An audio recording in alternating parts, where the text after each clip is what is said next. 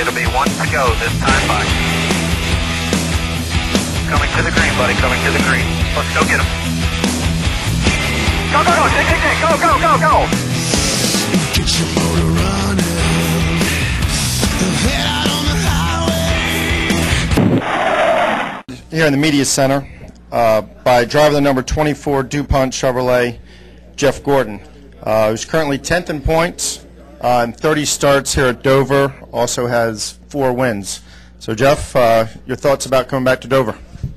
You know, always excited to be here in Dover. Love this track, and we've had great success here. And of course, you know, we always get an opportunity to go up to Wilmington and see all the great employees at DuPont. So being in their backyard, this is always a very special event. And of course, you know, yesterday we announced our extension signing with DuPont through 2010. So it's been a great week, and it's been a pretty good day so far too.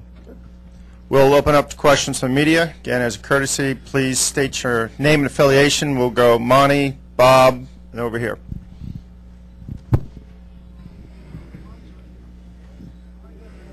Microphone's coming. Hold tight.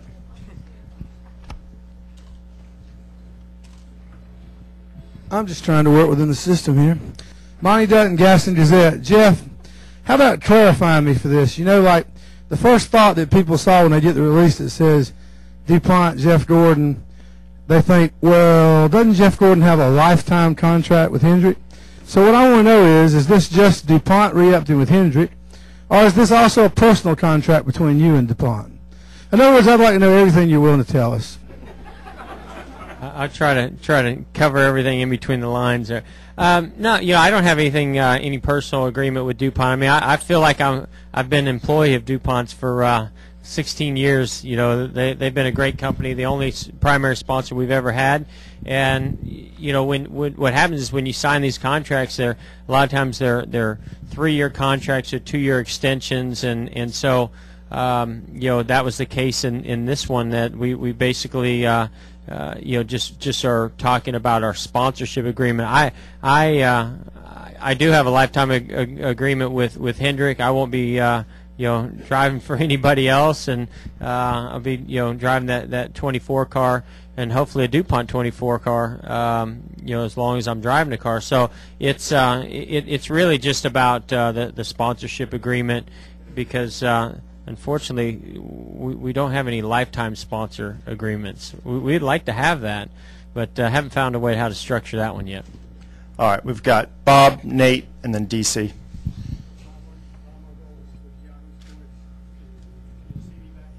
And we can hear you. I cannot see you, but I will hear you when the microphone starts Jeff. to work. Jeff, you've been on both sides of the field when it comes to having good seasons and not having good seasons, and your season started off a little slow right now, and a lot of times drivers say it's the car. Have you ever had a season where it's never been my fault? Well, that's what I was going to ask you. Have you ever had a season, honestly, looking back, where maybe you guys didn't do well because you weren't on your game? Sure. I mean, you know, there's no doubt that you know, the sport goes through transitions with cars changing, engineering and technology evolving, and sometimes that you know, I always say it's hard to teach an old dog new tricks. And so, you know, what happens is sometimes you'll see a young driver come in and just have a lot of success early, and sometimes it's because his driving style and aggressiveness might fit the way the cars are handling or set up at that time.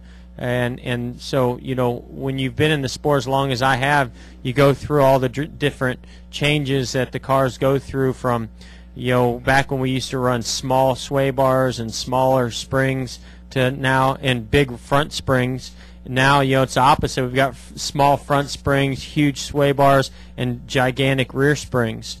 And then we change to a new car, you know, and there's a transition on to bump stops and, you know, towing the rear housings and all these things.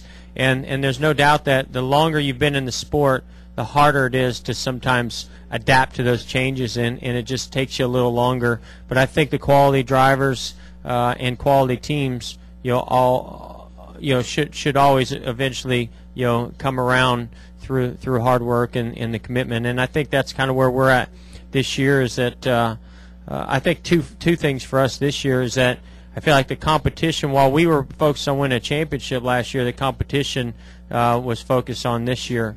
And so they got ahead of us a little bit. And the other thing is that we're on mile and a halfs this year, and the technology's evolved, and guys are doing different things, and we've gotten behind, and we've had to play catch up.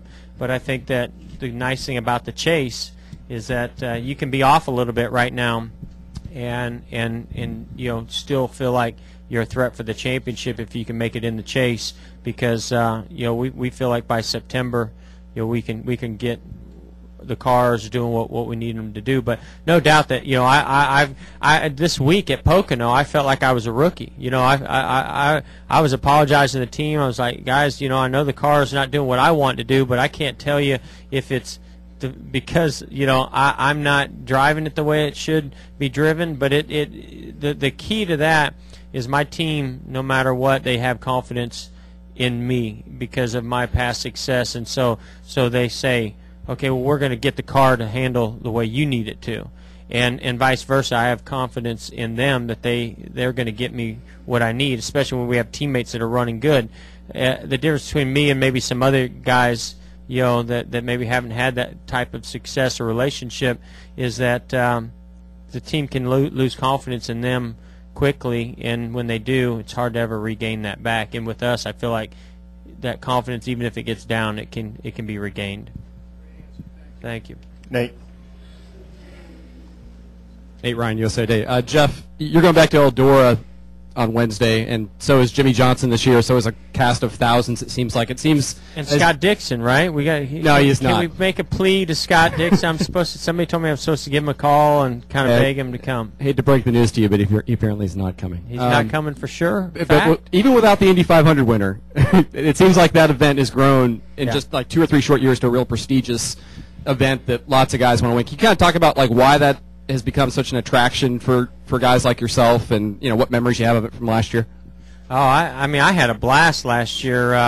Just getting back onto the dirt, sliding sideways. I think there's just no pressure. It's a fun event. I think that the way that the teams prepare the cars and the way that Tony prepares the track and the fans, it just takes you kind of back to the roots that you started with. A lot of us started on dirt tracks, and it's it's just when you come here, there's so much on you. There's so much pressure on everybody. It's a business. You've got sponsors that you have to try to make happy. You've got the